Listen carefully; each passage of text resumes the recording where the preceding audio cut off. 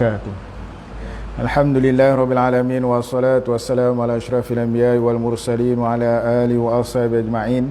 Rabbi shrah lana sudurana wa yassir lana umurana wa hudatan min lisanina yafqahu qawlana. Rabbi yassir wa la tu'assir ya karim. Rabbi yassir wa la tu'assir ya karim. Rabbi yassir wa la tu'assir ya karim.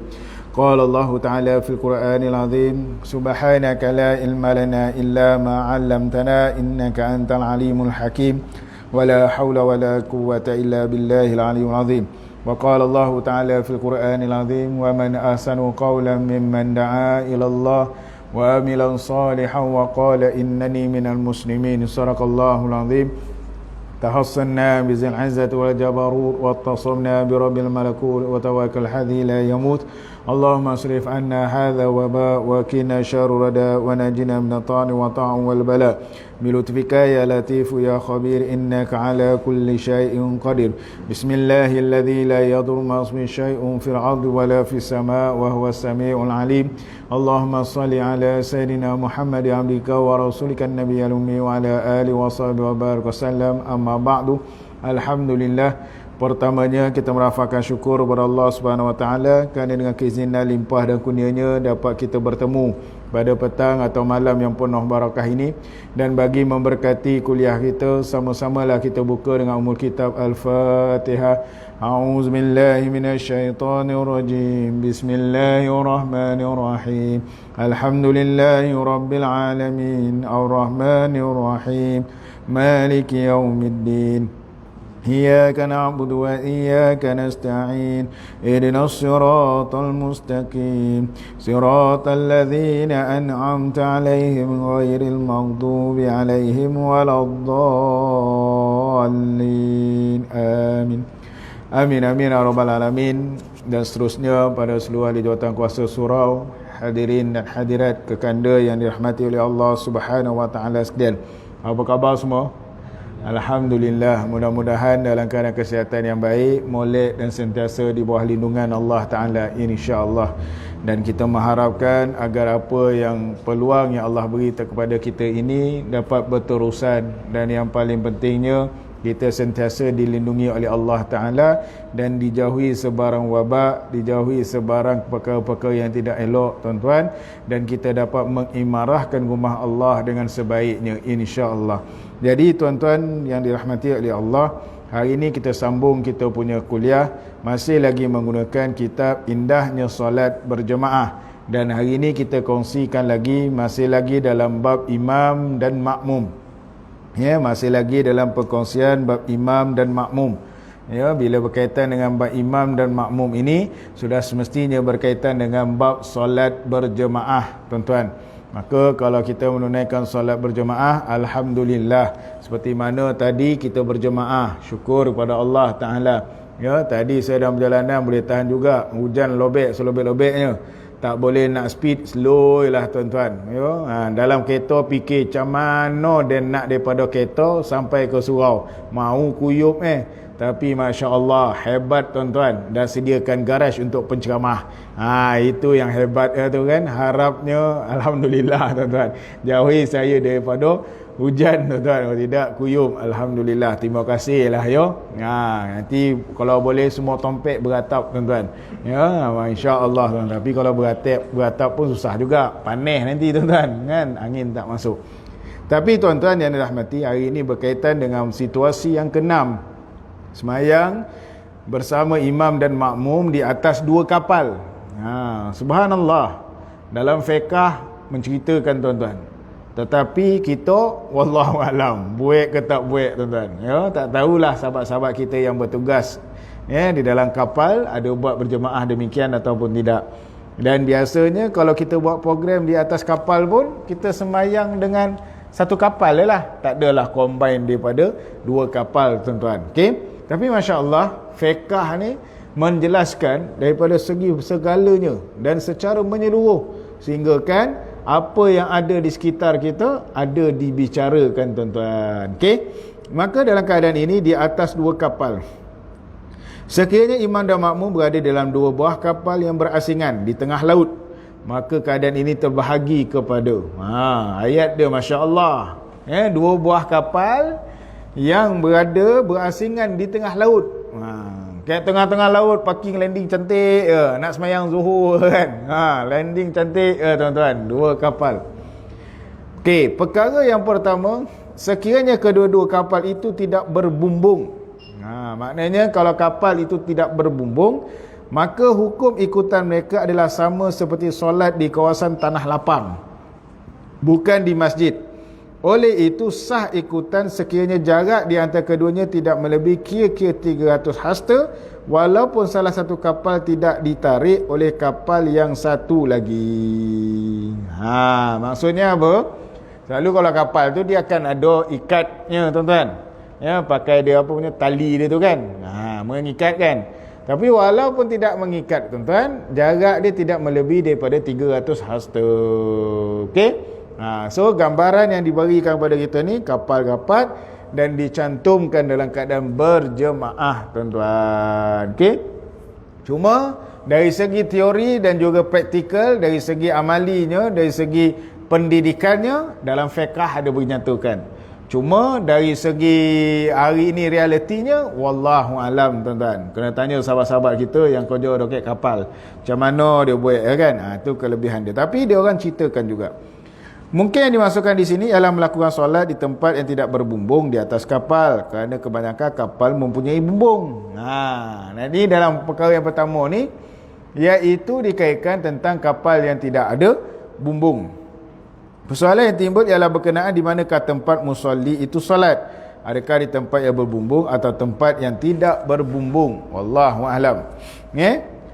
Dan sekiranya kedua-dua kapal itu berbumbung atau salah satunya sahaja, maka hukum ikutan mereka adalah sama seperti solat di dalam 2 buah bangunan. Di samping diisyaratkan jarak yang dokek tidak melebihi 300 hasta. Dan tidak ada penghalang yang wujud. Seorang makmum juga perlu berdiri pada lubang atau laluan yang boleh dilalui jika ia terdapat di antara 2 buah kapal tersebut. Maknanya ada laluannya tu kena menuhkan saf-saf yang berkeadaan, tuan-tuan. Okey. Jadi dia punya jarak tidak boleh melebihi daripada 300 hasta, tuan-tuan. Ya, 300 hasta ni panjanglah kan. Ya, adalah dia punya syaratnya.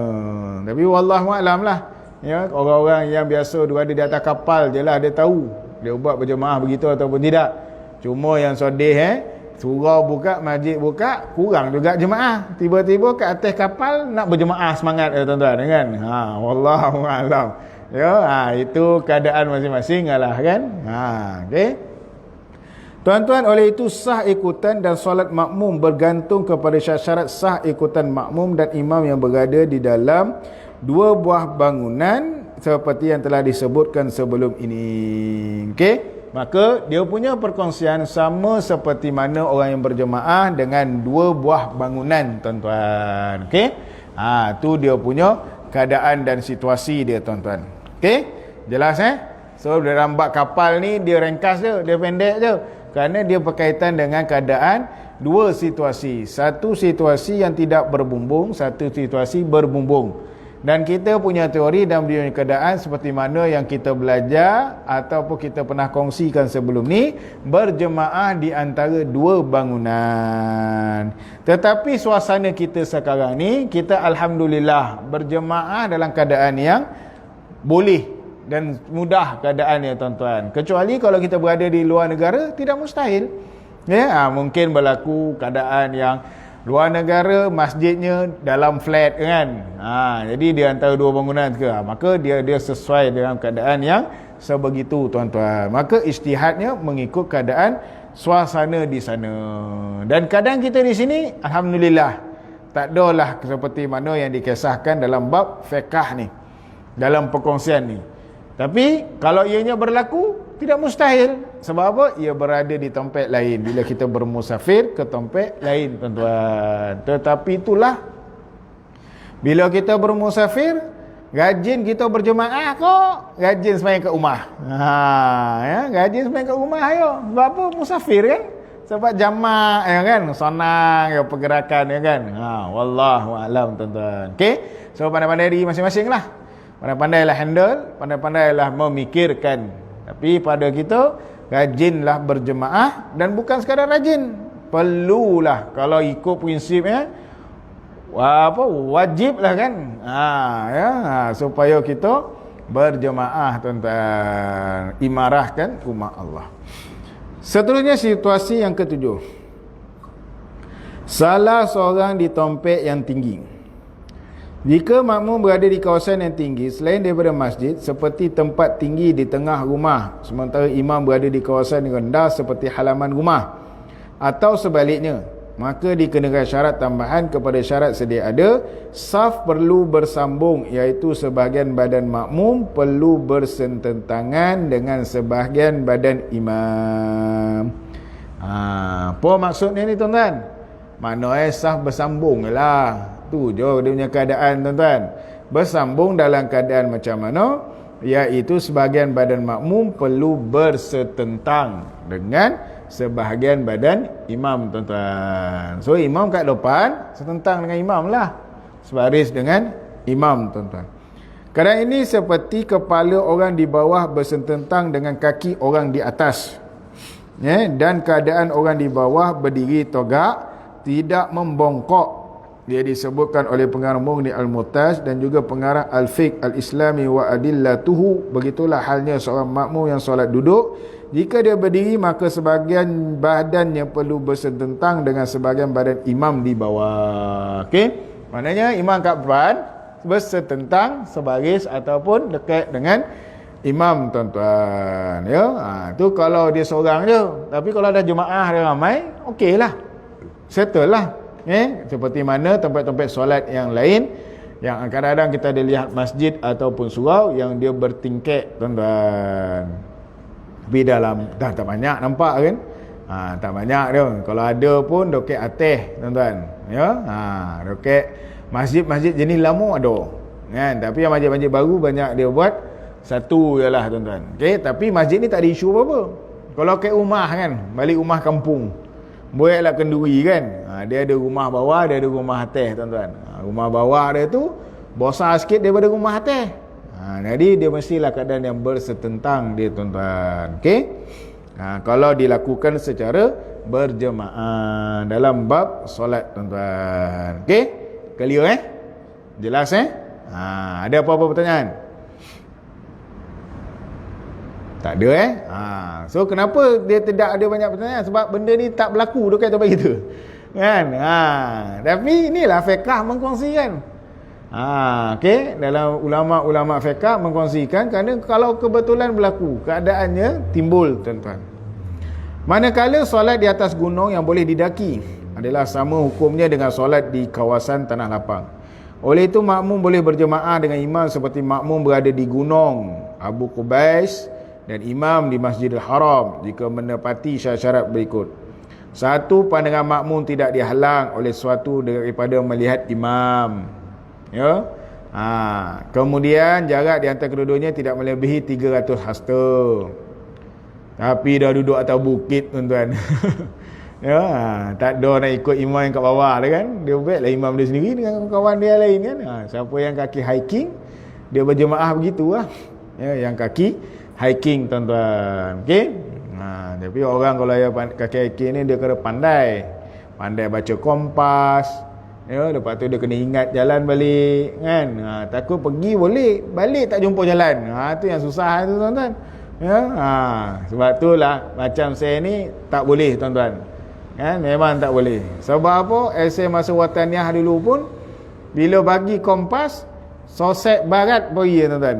Ya, tak mana-mana pergi. Kalau ikutkan kita punya ikut ya kan. Rupanya tak mana gorak tuan-tuan. Habis kobun orang diroboh pagar tuan-tuan. Ya, nak panjat, nak lalu ikut lain tak reti ya kan. Itulah pengalaman tuan-tuan. Okey. Sebab itulah suai duduk kat bandar yo. Sebab apa? Ada haji wis tuan-tuan. Ya, ada haji wis. Tapi sekarang pun wis ni pun dah hebat dah sekarang kan. Cuma bergantung kepada line telefon masing-masing lah. Ya, wallahu alam. Tapi orang yang hebat, dia terbiasa hiking, dia tahulah perjalanannya. Ni awak hiking apa? Lah Bukit Payang. Tak reti jalan balik. Tu mustahil lah nama. Kan? Bukit Temiang, tak boleh reti jalan balik. Puarah lah nama tuan-tuan. Okey?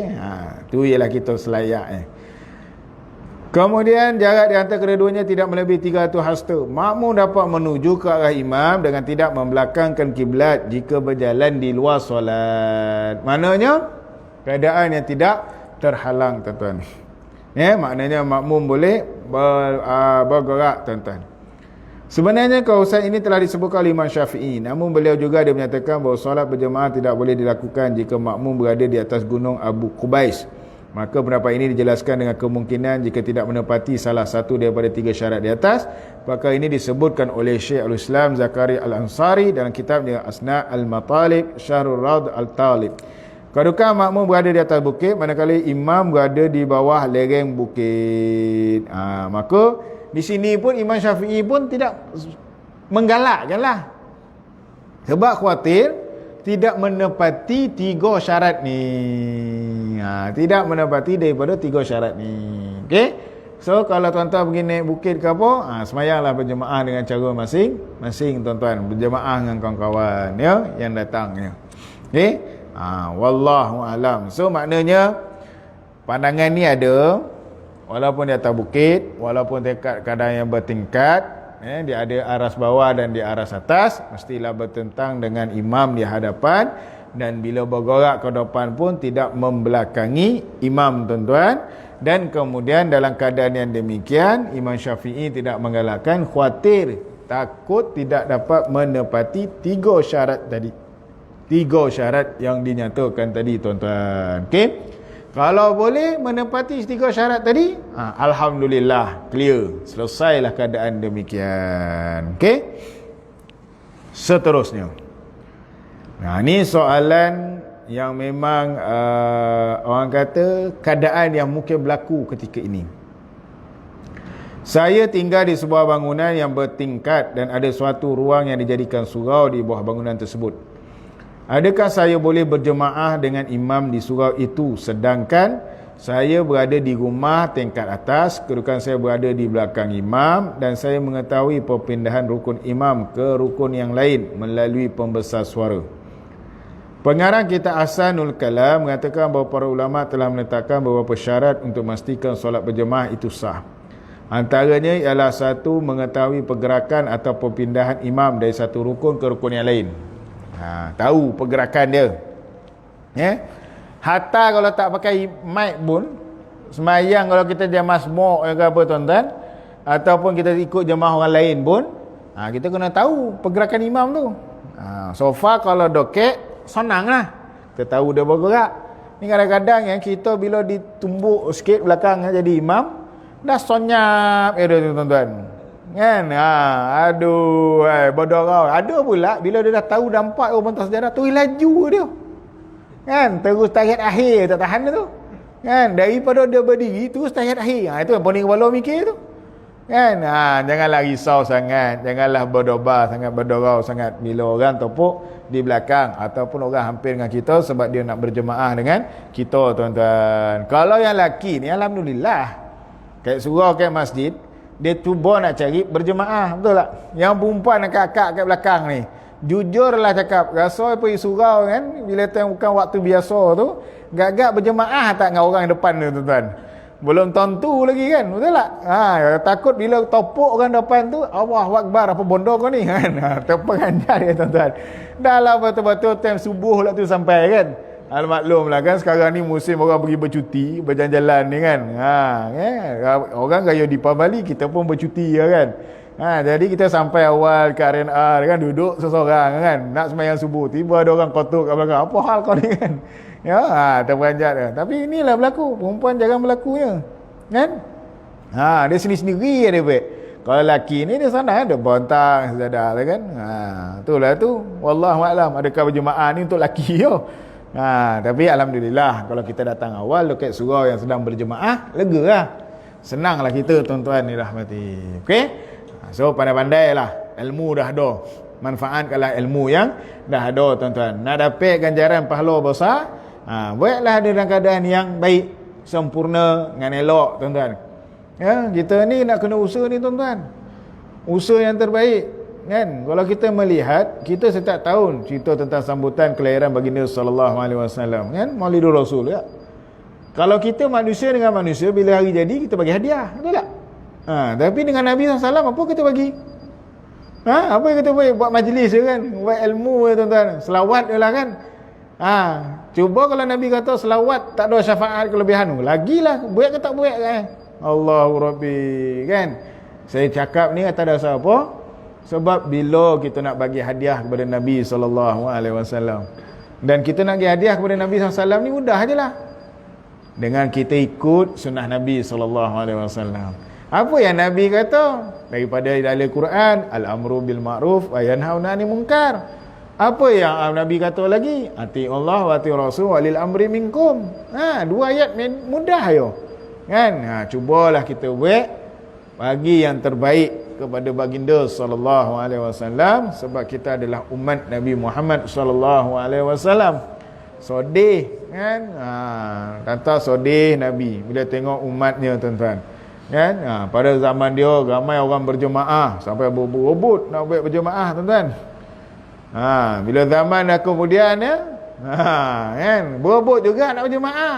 Daripada masjid yang surau tak buka, disuruhnya buka. Tapi sekejap je. Lepas tu dah tak ada benda dah tuan-tuan kan. Wallahu alam. Saya risau takut timbul ujian yang lain ya. Nauzubillah min zalik tuan-tuan ya. Sama-samalah siapa yang tengok secara online ni, sama-samalah imarahkan rumah Allah ya.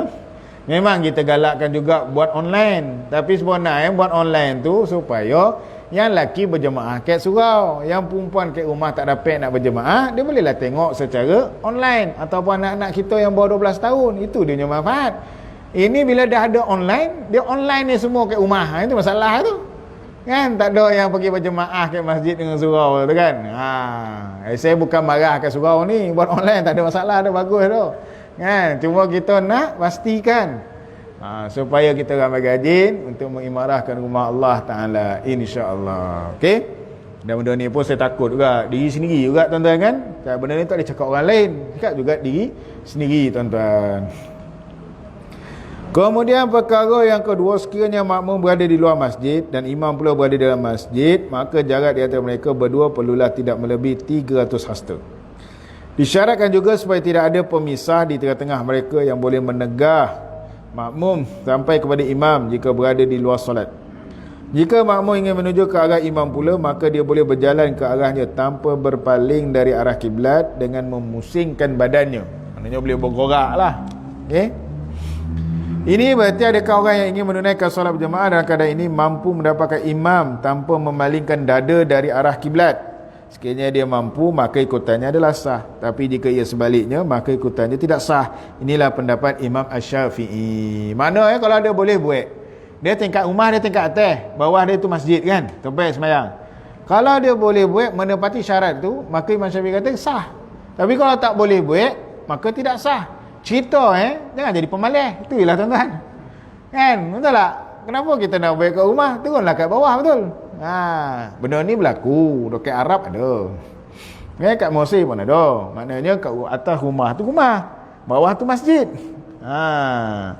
Jadi setakat yang saya tahu, walaupun owner yang duduk belakang masjid, atas masjid tu tak ada sembahyang Jumaat daripada rumah tu, memang dia turun tuan-tuan.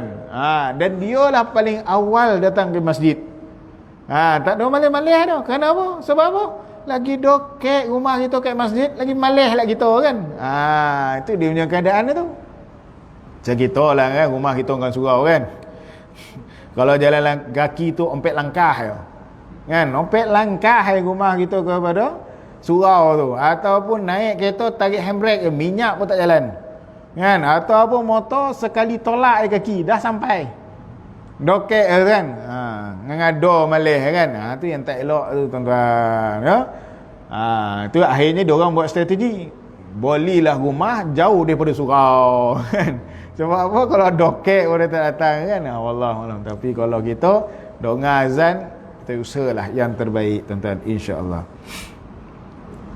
Maka Imam Syafi'i kata kalau dia mampu dalam keadaan yang demikian, maka ikutannya adalah sah. Kalau dia tak mampu, maka ikutannya tidak sah tuan-tuan. Tapi kalau tanya saya sendiri, bukan mudah nak menepati dari segi syarat-syarat ni tuan-tuan. Okey?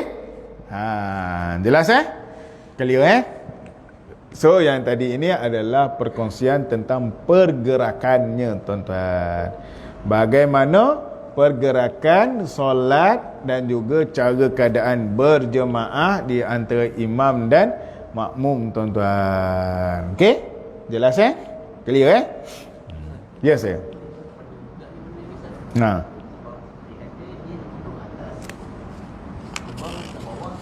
Ya.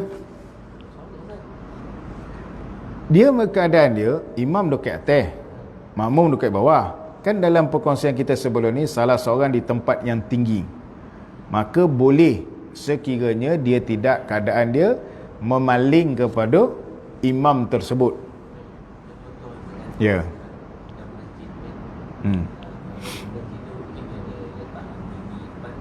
Okey.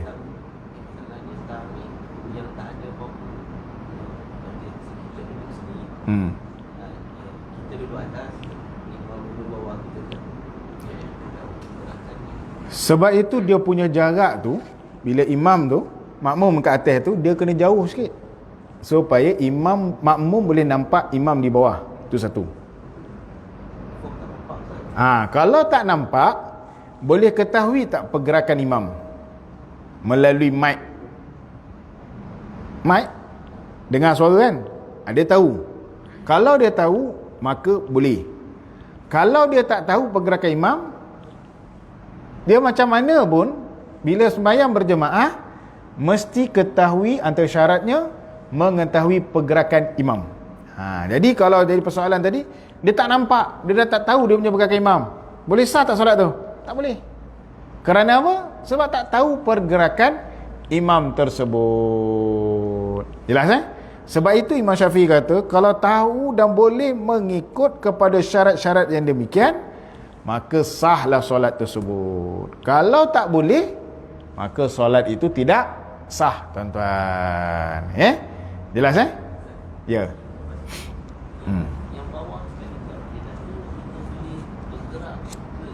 Yup. Yang ni maksud boleh bergerak ke imam. Imam ni adalah di hadapan kita. Yang boleh kita bergerak, tidak ada penghalang masa kita nak bergerak ke depan kalau jadi ke hadapan imam. Maknanya nak beritahu tentang bila berjemaah tidak ada penghalang ataupun gap di antara imam dengan makmum. Ya, betul. Patutlah bila dikatakan dalam keadaan demikian, kita nampak macam rumah kita atas tu tak? Daripada bawah. Jadi sekarang ni dia punya syarat ni adalah keadaan yang tiga ni.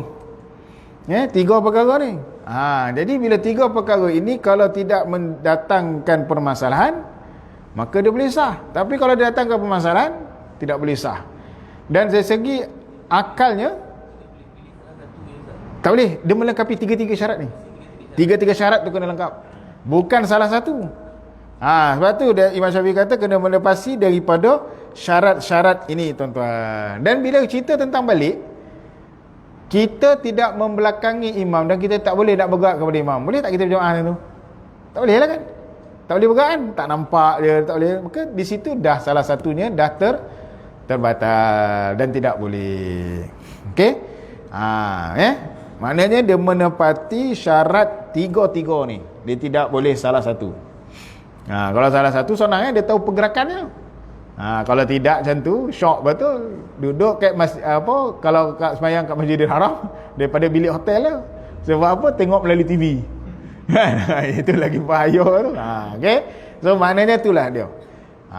Dan kalau kita di masjid kita, ada masjid kita yang ada atas, yang ada bawah tu, itu memang kita boleh nampak dan kita tahu pergerakannya. Dan sehingga kan, walaupun ada bawah dan ada atas, ruang depan tu tak boleh bertutup. Betul tak?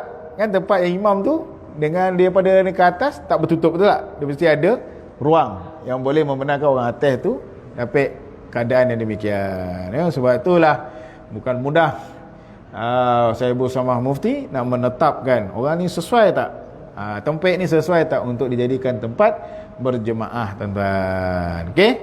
Jelas Clear. Seterusnya makmum berniat mengikut imam. Jadi bila berjemaah, makmum berniat mengikut imam.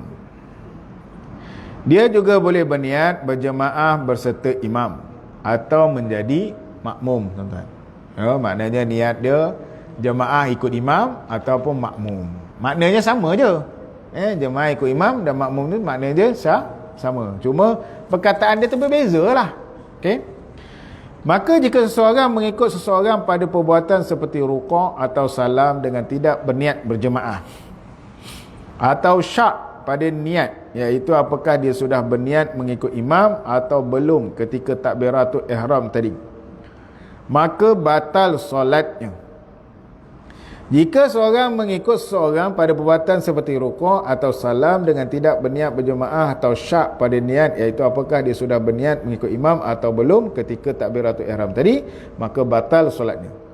Solatnya itu menjadi batal sekiranya dia lama menanti atau menunggu pada rukun perbuatan itu. Tetapi jika dia tidak menunggu imam itu, sebaliknya dia segera berpindah kepada rukun yang lain, maka sah solatnya, tapi dia hanya dikira sebagai solat seorang diri, tuan-tuan. Penjelasan di sini supaya bila kita nak berjemaah, niat kita ikut imam. Itulah. Okey. Dan kita pun biasanya bila kita dah nak bergerak pergi surau, niat kita dah memang niat berjemaah lah kan. Tidaklah semestinya kena sebut usalli fardhu zuhri abarakatin adaan makmuman lillahi ta'ala tu. Jadi kita memang dah gerak, memang kita nak berjemaah. Maka dari situlah kita pun bila dah beri togak tu pun kita nak berjemaah. Janganlah ada confuse, janganlah pula ada risau. Jemaah ke seorang kan. Apa bondo dah datang orang tengah berjemaah lah. Saya paling sodih, dia datang orang tengah berjemaah tapi dia sebenarnya seorang. Sodih gitu kan. Aduh, dia datang berjemaah tapi dia sebenarnya seorang. Maknanya apa dah? Orang tengah berjemaah kat depan tapi dia seorang-seorang yang panjang kat belakang. La ilaha illallah. Selalunya orang yang sebenarnya seorang kat belakang, imam dengan makmum tengah berjemaah kat depan, siapa dia? Orang yang tak sihat dia. Kan? Dia tak sihat, tak apalah kan? Kan? Kita yang sihat ni ngada lah kan? Allahu Rabbi. Nak kerja apa?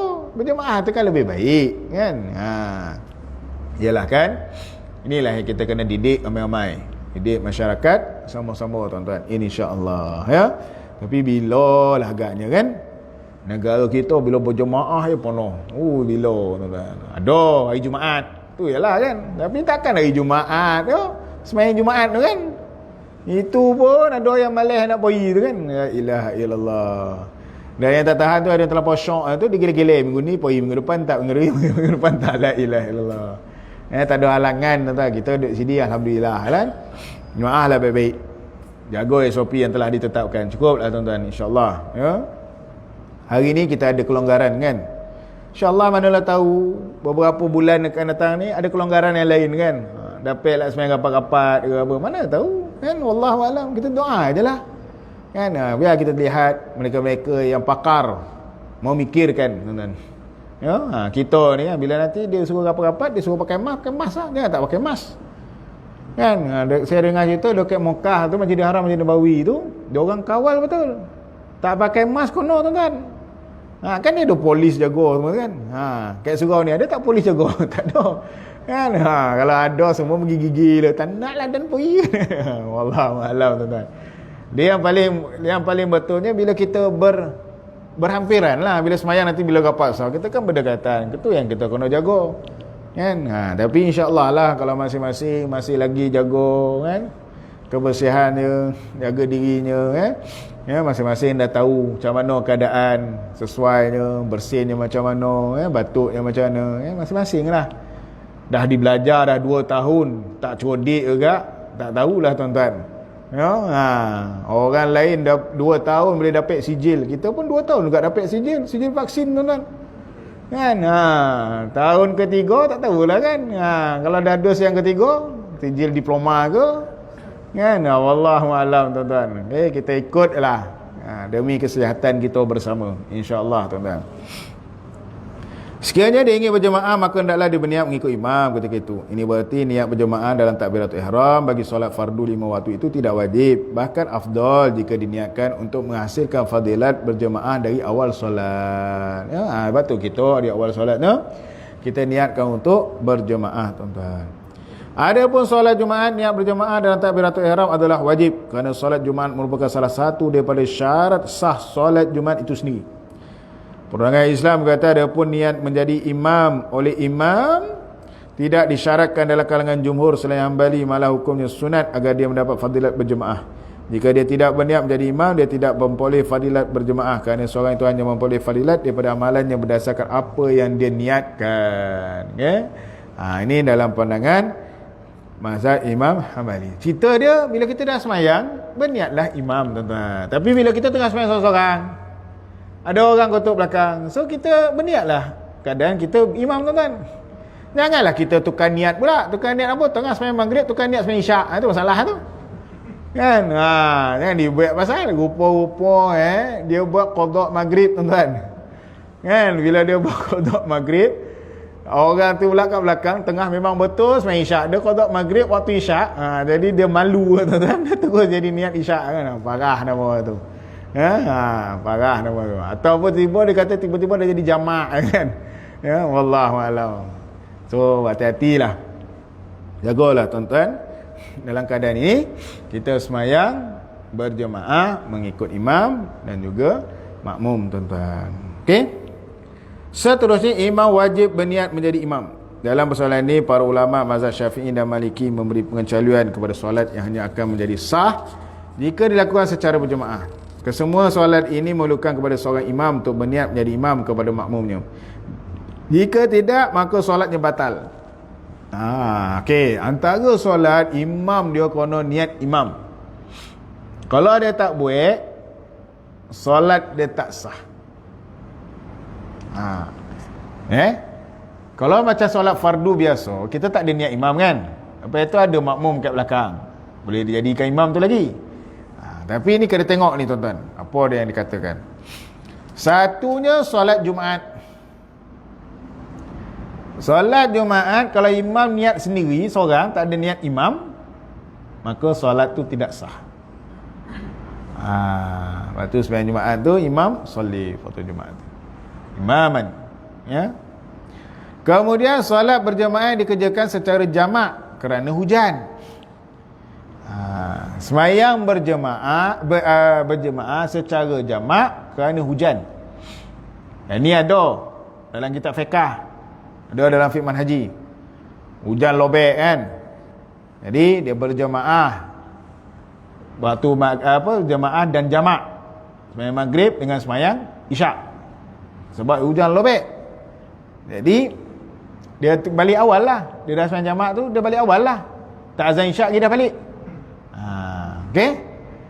Kalau sekarang yang tadi hujan tu buat kat surau An-Nur, dan sekeh seorang. Kan tadi hujan lobek kan. Jom kita hari ni sembahyang jamak. Jangan ada. Jangan buat pasal. Kerana zaman baginda SAW dulu, kalau zaman salafus soleh dulu, tompek nak berjemaah tu jauh. Poi pun tak ada naik motor dah. Tak ada naik kereta dah, jalan kaki kan jauh. Ini datang tak ada motor boleh naik kereta, tak ada naik kereta naik bas. Yang kata alasan tak boleh kan, ngai dengan do dibuat. Memang hukum memang ada. Hukum memang ada. Kan? Yang ni aku tengok tadi lobek itu kan. Sekejap je kan. Lepas tu dah ada dah. Itulah ilaha illallah. Saya katakan demikian kerana apa? Pada hukum fiqh ada kerana situasi tu berlaku. Dan kita tak nafi keadaan ni macam mana. Tapi kalau suasana kita memang kawasan tu kawasan banjir. Memang dah hujan daripada pagi kan. Risau. Dan memang betul-betul memang akan banjir. Nak selamatkan orang kan. Macam tu boleh lah cerita tu. Surau An-Nur ni dalam setahun berapa kali banjir? Tak ada makna. Saya pernah dulu pergi kuliah dekat mana, ada masjid lah. Bukan surau, kat masjid kat Kota Semban lah. Jadi saya nak gorak, tengok hujan lobek. Saya kata, tuan, saya macam nak batal lah kuliah malam ni. Masjid beratap ustaz. Nanti tak tahan kalau tu. Masjid beratap, betul tak? Maksudnya kita tidak menghadapi permasalahan yang kita melihat dalam aspek mereka-mereka yang tertentu, tuan-tuan. Kan negara lain tak mustahil lah. Sebab mereka ada ujian-ujian yang tertentu. So kita tak boleh dinafikan. Saya nak kata perkara ni boleh, tetapi tengoklah situasi je, tuan-tuan. Kan kalau hujan ni jamak, yang tak tahan dia jamak tu kat rumah, duduk rumah. Kan? Lagi parah dah mau tu kan. Kan? Padahal dia berjemaah dengan laki bini yang hujan lobek kat luar tu. Kita berjamak lah. Bini kata mentang-mentang malam ni malam Jumaat, itu nama kurang ajar lah. Kan? So kena faham situasi. Solat fardu yang diulang. Maknanya solat yang diulang kali keduanya, tuan-tuan, dengan situasi tertentu lah. Okey. Yang keempat, solat bersangatan takut. Hadhihi syiddatul khauf. Mana dia mesti imam, mesti berniat imam dalam keadaan dia takut. Keadaan takut ni apa dia? Waktu bila? Waktu bila, tuan-tuan? Berapa orang lah? Tu je lah. Sembang Selatan ni ada berapa orang? Tak ada berapa orang kan? Tak ada berlaku peperangan tu. InsyaAllah. Kalau ada peperangan pun ramai lagi Brigadier General Colonel kita yang bantu kita, tuan-tuan. Lieutenant, Captain, tuan-tuan. Tapi alhamdulillah negara kita aman, damai, tenang setakat hari ni, tuan-tuan. Alhamdulillah. Walaupun ragam perangai masing-masing, kata kan. Manusia mesti ada macam-macam perangai. Tak perlulah nak dibimbangkan. Orang kata, ustaz, perangai ni takut kita dengan. Kita takut, tapi diri kita tak berubah. Itu masalah tu. Jadi diubah diri kita sendiri lah. Ya, tuan-tuan, insya-Allah. Berubah diri kita sendiri, tuan-tuan. Macam malam tadi lah saya ceramah Maulid. Memang terharu betul saya. Imam tu kata hari malam tadi memulakan malam yang ke-26 Rabiul Awal. Masih lagi dalam bulan Rabiul Awal. Bila berselawat tu lah, Pak Haji tu orang yang lama berselawat. Orang veteran lah. Nangis, sedih saya. Saya mula kuliah, saya terpaksa mula dengan nangis. Saya minta maaf sangat. Sebab apa? Orang yang kita sayang. Orang yang kita sayang, macam mana keadaan kita sayang? Mesti kita akan nangis kalau dia pergi musafir orang kita sayang kan. Orang dokek kita lah, mak ayah kita, adik-adik pergi musafir, pergi haji. Mesti kita menangis tak? Kalau betul kita sayang dengan baginda SAW, kita mesti menangis mengingati kan baginda SAW. Tapi kadang-kadang kita bila mengingati Nabi SAW, betul. Nabi SAW rindu ke umat dia kan. Jadi kita kena rindu sama amat dia kepada Nabi SAW. Kita harap kita dapat bertemu dengan Nabi SAW di syurga kelak, tuan-tuan. Mudah-mudahan Nabi SAW menanti kita di pintu syurga. Bayangkan, tuan-tuan, kita buat majlis, saya lah kan, orang datang, orang sambut dengan baik. Seronok tak kita? Seronok. Saya seronok, tuan-tuan. Dan kita juga kalau kita jadi tuan rumah, tetamu datang, kita ikan tetamu. Seronok kita. Seronok. Petah lagi kalau kita dapat kat syurga tu, Nabi SAW tunggu kita. Tak boleh nak bayang, tuan-tuan. Kalau kita yang jarang berjumpa ni pun, dulu yang itu 3-4 bulan kan, terasa nak peluk antara sama lain tak? Rasa nak peluk antara sama lain. Tak pernah jumpa, tak apa jumpa kan. Tapi disebabkan COVID tak boleh nak peluk. Salam pun tak boleh. Tapi macam mana agaknya kita kat pintu syurga dengan Nabi SAW. Saya kadang-kadang saya fikir malah, ya Allah, itu yang mengharapkan sangat cepat kita masuk syurga. Tapi kalau kita fikir balik tawaduknya Imam Syafi'i, aku tidak layak ke syurgamu, tu kan yang kita selalu syair ilahi lastuli firdaus kan. Memang betul, kita ni rasa layak tak masuk syurga ni. Kalau tak layak, kita nak jugalah masuk syurga kan. Ya Allah, Takkan nak masuk neraka. Iblis ni cakap,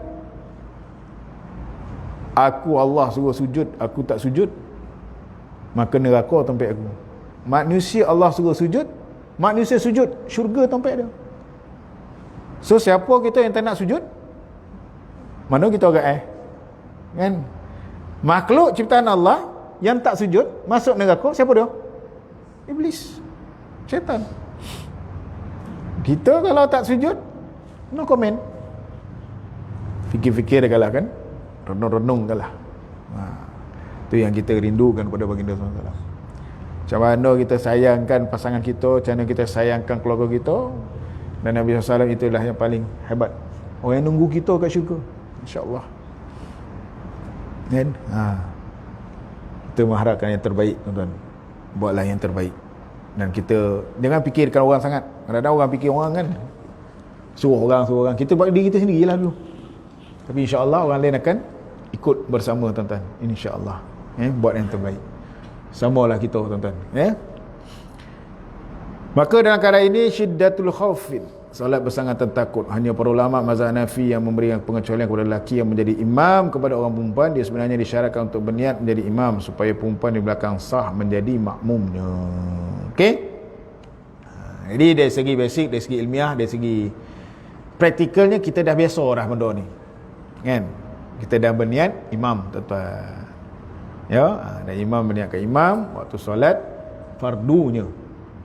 Ya, dan kita pun yang bermakmum, kita berniat makmum, tuan-tuan, insya-Allah. Okey? Jadi saya rasa sekadar itu saja perkongsian kita hari ini, tuan-tuan. Saya mohon maaf sekiranya saya ada masalah dan silap, boleh maafkan saya, tuan-tuan. Yang baik amalkan, sampaikan, praktikan. Yang tak baik tinggalkan, kuburkan dalam makam sini, jangan dibawa balik, tuan-tuan. Dan please think positive, we can be the best, but don't think negative, we can be the worst, tuan-tuan. Dan insya-Allah akan datang kita akan sambung lagi perkongsian kita. Sama-samalah kita jaga diri, sama-samalah kita jaga kesihatan, dan kita pun dah ke arah endemik, tuan-tuan. Dah ke arah endemik ni kita kena lebih berhati-hatilah. Siapa yang ada bergejala je, jangan datang. Kod datang pun jagalah SOP tu. Kan? Sebab ke arah endemik dah macam tu, tuan-tuan. Ya. Macam itu saya kat pejabat saya pun ada je yang kena. Dekat blok yang sama. Unit saya lah tu. Bila corona tu, sehari ya kami BDR. Malam tu siapa yang ada test kit tu pergi test kit. Kalau negatif lah. Sehari BDR, kami semua tak ada kuarantin. Tak pejabat macam biasa. Yang kuarantin tu yang COVID tu saja. Dia akan pergi kepada macam demam biasa ke apa semua, tuan-tuan. So kena jaga-jagalah, hati-hati lah. Lepas tu jaga SOP yang telah ditetapkan. Kadang-kadang kita kat pejabat pun kita tak nafi lah. Nak pakai mask sentiasa pun macam mana, jagalah. Yang pentingnya jarak tu, insya-Allah. Sebab tu sahabat-sahabat saya yang pakar kata, dapat jarak 3 meter tu okey lah. Saya berjogging dengan kawan pun jarak 3 meter. Tapi bila jarak 3 meter, jauh lah kita ketinggalan. Sebab kita memang paling lambat. Kan? Jauh kita kena tinggal belakang kan. Kita paling lambat, tuan-tuan kan. Okay? Tapi tak apalah. Jagalah, tuan-tuan. Ya, insya-Allah. Tadi 4,000 lebih tak salah saya kan. Di Malaysia 4,000 lebih kan. Adalah tu, makin lama makin kurang. Kita anak kita semua dah sekolah dah. Ya, anak saya pun dah sekolah dah. Saya kata anak dia, pandailah kau pergi sekolah. Tawakal doa Allah. Baik ya. Tapi tak sabar nak injet. Itu tak tahan tu. Dia sekolah rendah kan. Tak sabar nak injet kan. Saya kata kalau kau nak injet, jaga kesihatan baik-baik. Kalau kau tak sihat, kalau kau injet masa tu, takut risiko tu macam-macam lah. Kan? So dalam biar keadaan sihat, insya-Allah mudah-mudahan doalah yang terbaik. Usaha kita ni yang kita nak menghadapi, kita inginkan kehidupan kita seperti biasa, insya-Allah. Okey? Jadi sekadar itu saja perkongsian saya. Mohon maaf salah silap, yang baik daripada Allah, yang lemah dan kurang kelemahan saya, dan saya akan jumpa perbaiki menjadi lebih baik. Akhir kalam kita tutup dengan tasbih kafarah dan surat As. Subhanakallah, syadallah ilaha illallah. Bismillahirrahmanirrahim. Innalladzina amanu wa amilus solihati wa tawassaw bil haqq wa tawassaw bis sabr. Billahi taufiq wa hidayah. Assalamualaikum warahmatullahi taala wabarakatuh.